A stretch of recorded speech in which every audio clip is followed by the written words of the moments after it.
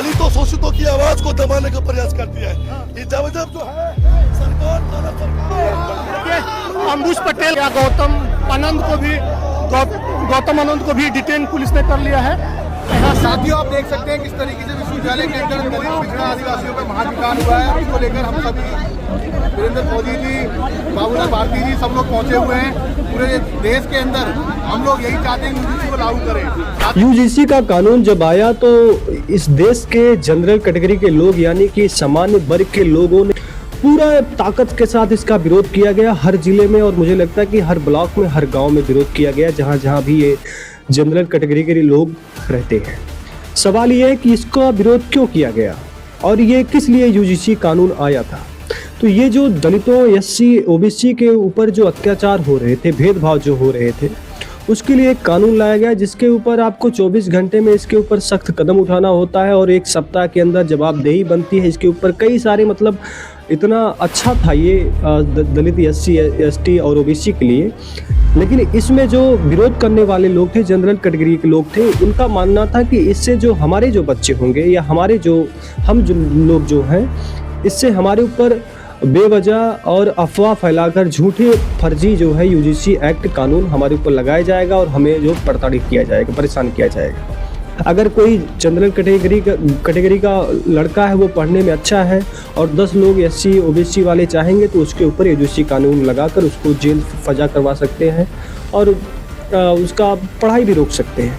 इस तरीके की बात को लेकर यहाँ पर विरोध शुरू हुआ और इसमें कई सारी बातें हैं। लेकिन सवाल ये है कि जब इसका विरोध शुरू हुआ तो जब विरोध हो रहा था, इसमें कैसे कैसे नारे निकल कर आ रहे थे कि योगी से तो बैर नहीं पर मोदी तेरी खैर नहीं। सवाल ये है कितने भद्दे भद्दे चीज़ कहे गए कि मोदी तेरी कब्र खुदेगी, ना जाने क्या क्या बातें इसमें की गई।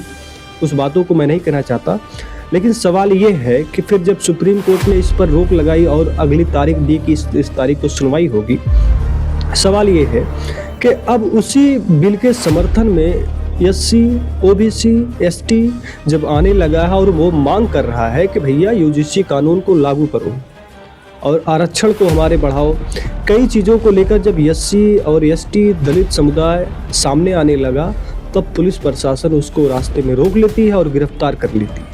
बसों में भरकर ले जाया जाता है, ठूस कर ले जाया जाता है और विरोध करने से यानी कि समर्थन देने से, जिस तरीके से लोग रोड पर निकल रहे हैं एससी ओबीसी वाले, उनको जिस तरीके से रोका जा रहा है और उनको जिस तरीके से बसों में ठूसा जा रहा है रोक कर पुलिस वालों के जरिए। सवाल ये कि ये पुलिस वाले जब जनरल कैटेगरी के लोग विरोध कर रहे थे तब ये पुलिस वाले क्या कर रहे हैं। तब मुझे जहाँ जहाँ जो वीडियो सामने आए, जो सोशल मीडिया पर दिखा और जो मैंने देखा, उसमें साफ दिख रहा था कि पुलिस वाले अपना काम कर रहे थे, वो रोक रहे थे, जो नहीं मानता था उनको जाने देते थे, ऐसे चल रहा था।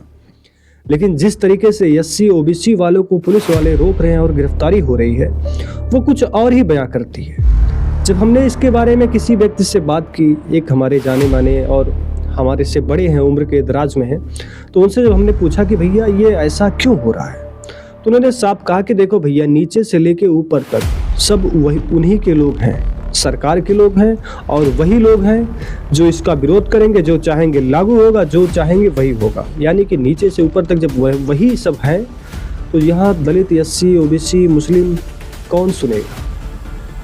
हमने कहा कि ये जो सुप्रीम कोर्ट का फैसला आया, कहा वो भी उसी में आता है, सब यहाँ से लेके वहाँ तक।